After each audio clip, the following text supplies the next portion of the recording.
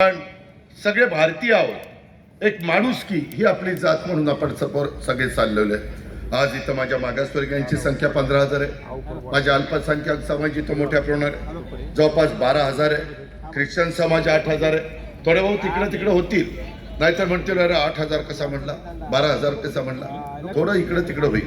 त्याच्यामध्ये मराठा समाज 7,500 आहे, माझा इतर मागासवर्गीय समाज आहे, त्या व्यतिरिक्त इतर वेगवेगळ्या छोट्या मोठ्या जाती अनेक, इथं 10,000 साधारण ती संख्या आहे। आणि एक देशातलं महत्वाचं जंक्शन म्हणून आपल्या दौंडची ओळख आहे। आता वंदे भारत ट्रेन देखील आपल्या दौंडला थांबणार आहे, त्याही बद्दलची व्यवस्था आपण त्या ठिकाणी केलेली आहे।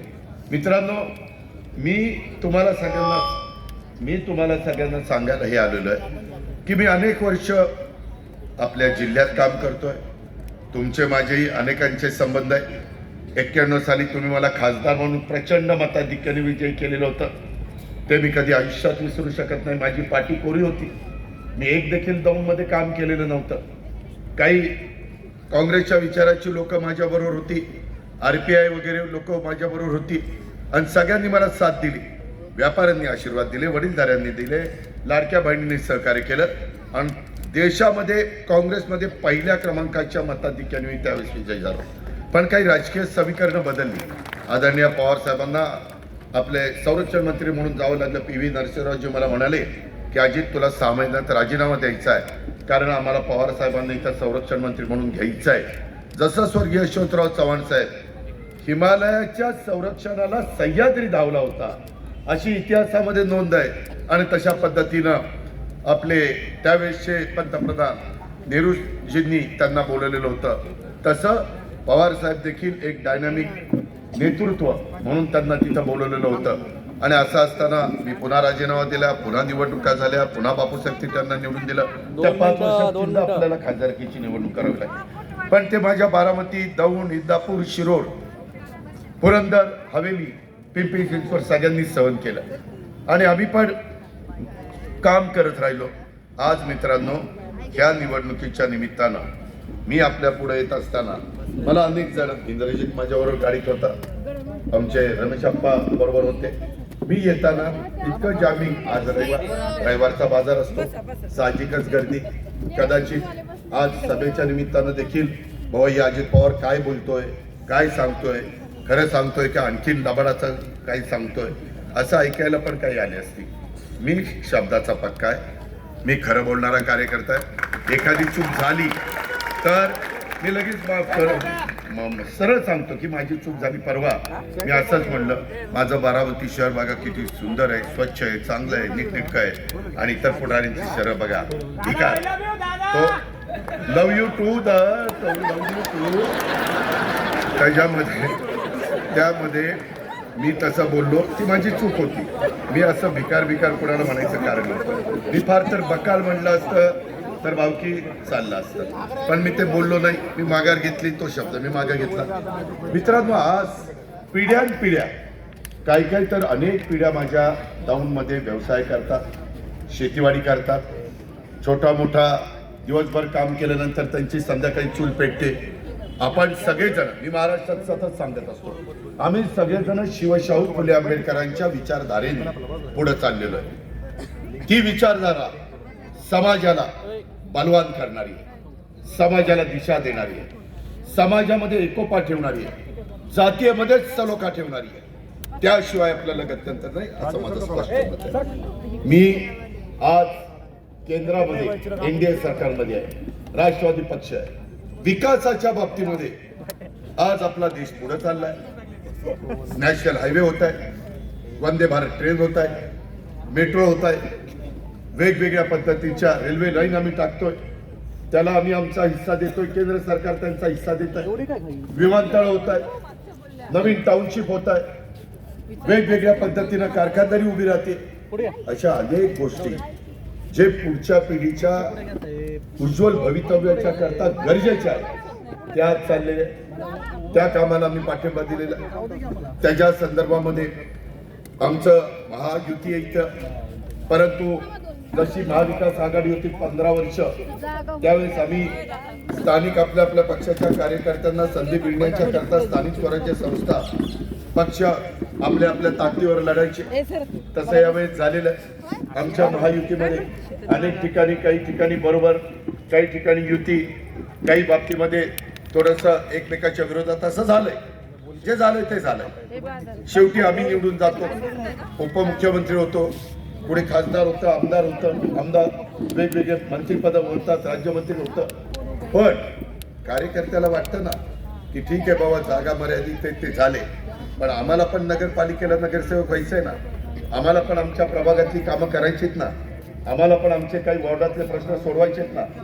गेले 4 वर्ष प्रशासकांनी जेवढं लक्ष द्यायला पाहिजे होतं आणि त्यामध्ये लोकप्रतिनिधींनी पण पाठपुरावा करायला पाहिजे होता, तसं झालं नाही. मित्रांनो, दौड करतो माझी खुशारकी म्हणून नाही. मी 4 वर्ष तिथं प्रशासक असताना ज्या दिवशी बारामतीमध्ये जातो त्या दिवशी सकाळी 6ला उठून लोक कामाला सुरुवात करतो. अरे बलिशेटी, त्याला सावलीत घ्या राव, तुझ्या आयला म्हातारा येते. ते बलिशेटीला मला 1982-83ला वीट दिली होती, 310 रुपये हजार. का रे? आणि मी पैसे दिले होते बरं का त्याला, विचारलं. तेव्हापासून आपलं त्याचं लय जमते. वय 94 आहे, म्हणजे केव्हाचे. बघा, आम्ही वडीलधाऱ्यांचा पण मान सन्मान प्रतिष्ठा ठेवतो, हे लक्षात घ्या. ही शिवशाहू फुले आंबेडकरांची विचारधारा आहे, हे आपल्याला विसरता येणार नाही. मित्रांनो, माझी त्यांच्यात पण घरामध्ये लग्न कार्य झालं वगैरे वगैरे. पण आज एक गोष्ट घडली. सुरुवातीलाच आपण त्या दुःखद घटनेच्या बद्दल आदरांजली वाहिली. मी पण स्वर्गीय राजेश शामराव जाधव, एक हरहुन्नरी कार्यकर्ता, परंतु काळाच्या नियतीच्या पुढे तुमचं माझं कुणाचंच काही चालत नाही. बोलवणं आलं की इथं बसणाऱ्या प्रत्येकाला जायचं. का वेळ ते वर ठरवतात आणि त्या पद्धतीनं बोलवतात. आज आमचे राजेशजी आमच्यात राहिलेले नाहीये, त्यांच्या मुलावर जबाबदारी आलेली. त्याला आम्ही सगळेजण जे काही त्याचा दुःखाचा डोंगर कोसळलेला आहे त्याच्यातनं त्याला पुन्हा सावरण्याच्या करता आमचा सगळ्यांचं मदत आहे, आमच्या सगळ्यांचं सहकार्य आहे. आम्ही सगळेजण त्याच्या दुःखात सहभागी आहोत. आणि मी देखील स्वर्गीय राजेश शामराव जाधव या माजी उपनगराध्यक्षाला भावपूर्ण श्रद्धांजली अर्पण करतो. मी सभा झाल्यानंतर 2 मिनिटात त्याच्या मुलाला भेटायला तिथं जाणार आहे, कारण मला पण पुढ्यात 3 सभा आहेत. परंतु मित्रांनो, ह्या प्रकारे काम करत असताना आज दौंड शहराच्या दृष्टीनं अतिशय महत्त्वाचा दिवस आहे, निर्णायक दिवस आहे. उद्या 10 वाजेपर्यंत प्रचार आहे, परवा दिवशी दुपारी सकाळी मतदान सुरू होणार आहे. आणि त्याच्यामध्ये ह्या शहराच्या करता काय केलं पाहिजे. मी माझ्या शहराचा गेल्या 35 वर्षात टप्प्याटप्प्याने चेहराबोरा बदलला आहे.